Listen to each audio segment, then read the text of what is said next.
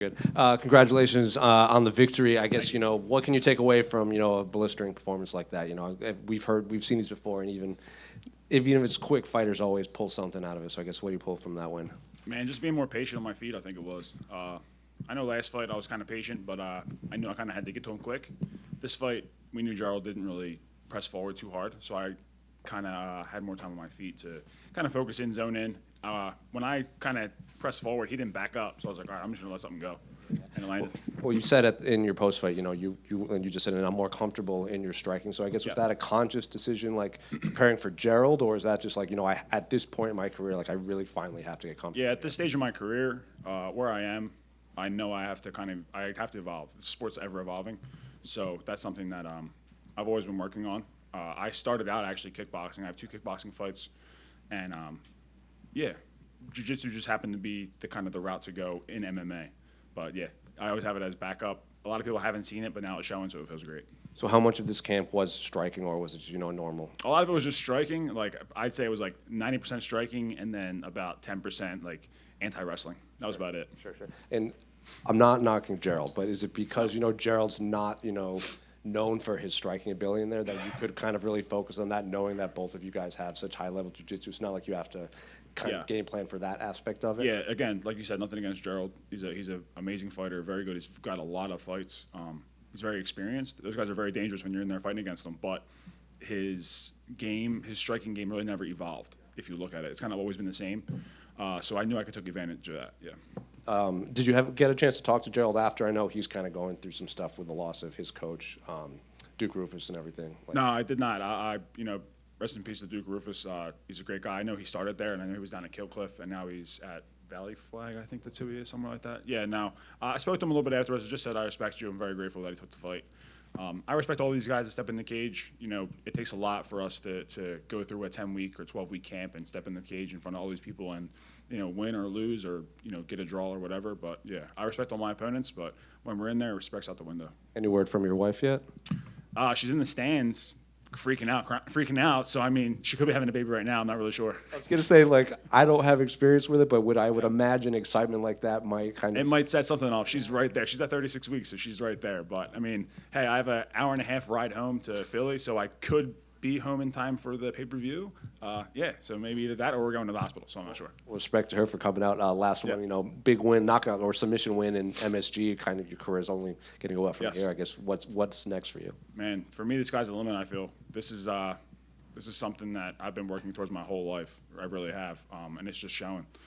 There's a lot of guys that are coming up now in this game that are very good and are very talented, and I feel like I'm one of these guys. So I'm just very thankful. Boy or girl? Which one's boy? I have 2 boys now. Yeah, so I have one that's 2. I have a 2-year-old right now, and I have another boy on the way. And do you have a name picked out? We do. It's Cal. So it's K-A-L. So I'm K-A-D. Like my initials. My wife is K-A-D. Her initials. My son is Kai Alexander. So this one will be Cal Atlas. So, yeah. Congratulations. Thank you. Right here at the front. Congratulations tonight. Thank you. I want to go back 3 years ago. You were cut by the UFC. Yeah, man. Fast forward 3 years later, you got 2 stoppages in under a minute. You're in Madison Square Garden winning. I mean, talk me through your mindset when you were cut then, that to put yourself in a situation these years later. Yeah, I knew it was something that when it had happened at first, I knew I was, obviously I was upset about it and annoyed about it. But I told myself I can either stay here and be annoyed about it and just harp on it the whole time, or I can make them think it was a mistake and just keep winning and get back here. I really just want to show that my career and my lifestyle is something that is an example of guys that, they struggle in their life and then they come back. That was a struggle that I had. I was cut from the UFC, and I was going to tell myself, like, this isn't how I'm going to finish my career. I'm not just going to be a regional fighter for the rest of my life. Like, I'm going to get back to the big stage, and I'm going to make a statement. And that's just kind of the momentum that I've had. I'm on a 6-fight winning streak now, so it feels great. And during the fight, obviously, there wasn't a lot of action. Yeah. It was obviously, well, there was a lot of action, but it was very quick. Very quick, yes. You put in the submission. At one point, you look up at Herb Dean and you said something. Was you saying he was out? I thought he was. So when I grabbed him and locked him up and I started to squeeze him, he kind of shifted a little bit and it felt like he went limp. So I said to Herb, I was like, I think he might be out. And then as soon as Herb checked his arm, I guess he stopped it because he tapped. I didn't feel a tap, but he did tap. Obviously, right after this, you'd be on dad duty. Yeah. How long? I mean, it's a turnaround because obviously your life is going to change even more with the second baby. Definitely. Hey, I told myself that I'll be ranked by the middle of next year. So whether they give me a ranked opponent next or, they give me somebody who will get me there, that's going to be the goal. Yeah, my wife is due with the baby soon, so we'll take a couple months of being a father of two and then kind of just going from there. Congratulations. Thank you. Kyle, over here.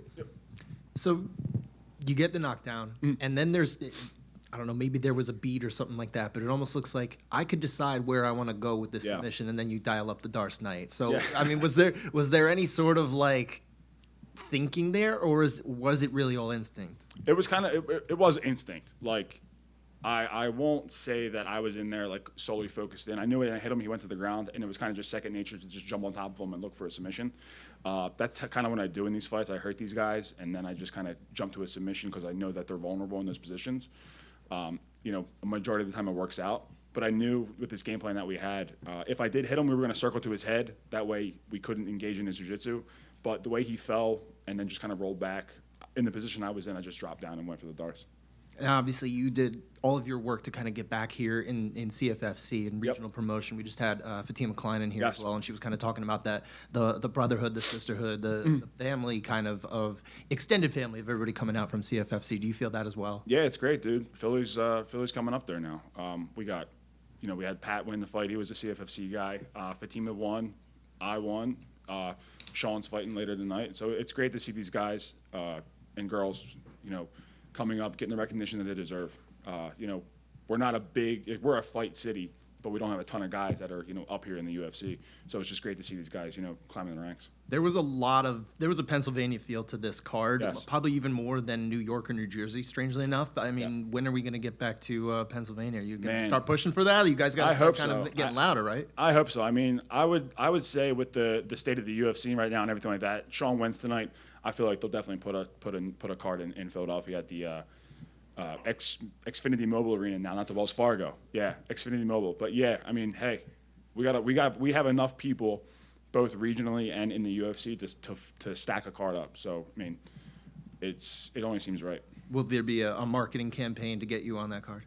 Hell yeah, definitely. Of course. Thank you.